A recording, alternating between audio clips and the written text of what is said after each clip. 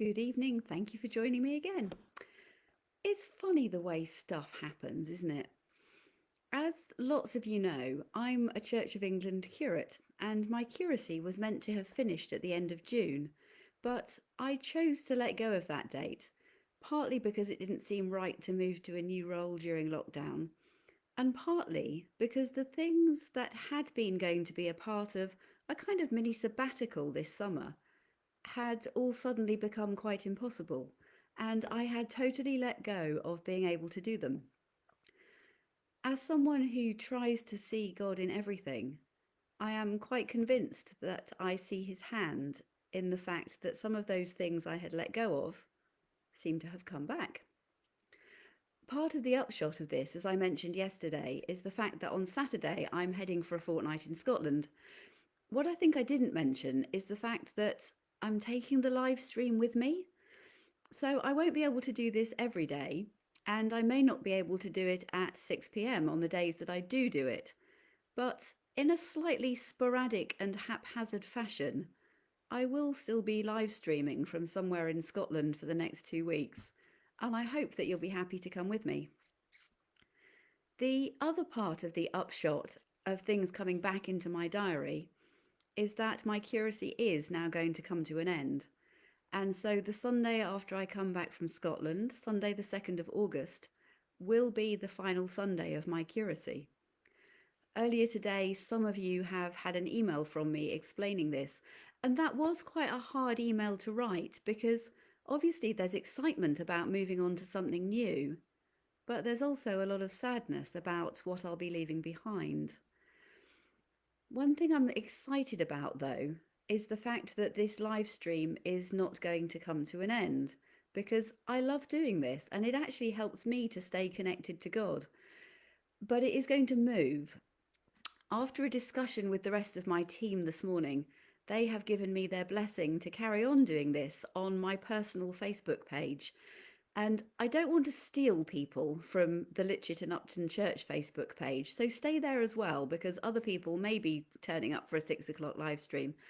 But if you would like to continue connecting with me on my personal page, I would be very happy for you to do that. So either send me a friend request or, as my Facebook page, like the church one, is public, you can just drop in and watch if you like.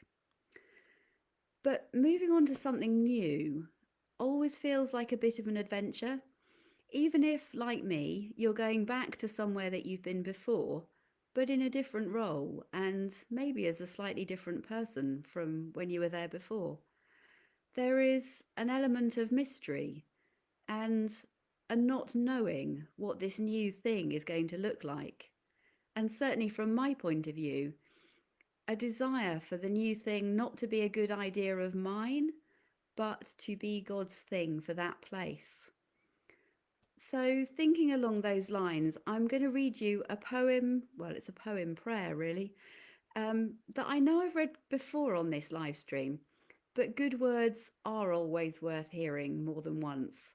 So, this is a poem prayer by Stephen Cherry. It comes from a book called Barefoot Prayers, and it's called Embracing the Mystery.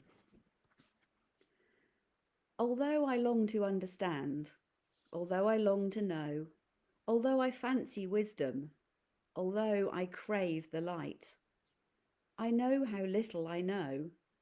I know how often I am confused, confounded, muddled. Help me to be clear about this at least, that I know little, that I miss more than I see, that I am surprised more often, far more often, than I ever admit. I love days of blue skies and clear horizons. I love the clear map, the vivid description. I love the clear instruction, the quick result, the method that works and the prediction that comes true. I love that resonance when a story or a poem unfolds with insights already familiar. I love the thrill of recognition. I know that. I know this. I know you. I know them. I love to know why, how, where, and when. Alas, it is so rarely like this. 'Tis never thus. The mountain range of knowledge hidden in mist from me. I see a foothill, and know that every summit is false. I walk over rock and can't even begin to understand its story. I see the planets. How many can I name? Can I say how the wind reshapes the clouds? The nighttime journey. I imagine a clear path, an open road, floodlights, headlights, clear signs. I find myself in a Devon lane. High hedges, sharp bends, cloudy sky, no moon, no stars. The headlights are broken and sidelights only glow in the dark. Yet I do see a little. Not enough, not nearly enough. The light, a single flickering, vulnerable flame. The sun diffused through mist, a dim torch making its own horizon. I need to see more, to know more, to understand better. Unless I accept it, accept the truth of my lack of vision, my lack of wisdom and understanding, and begin to learn how to walk, to develop the confidence, courage, and patience, simply to put one foot in front of the other. And so I pray, not for wisdom, not to see more, not to understand better, not to find life predictable, not to be the one who knows, but for enough grace to see enough through my own beclouded eyes, to accept the morning mist in my mind, and to walk into mystery. Amen.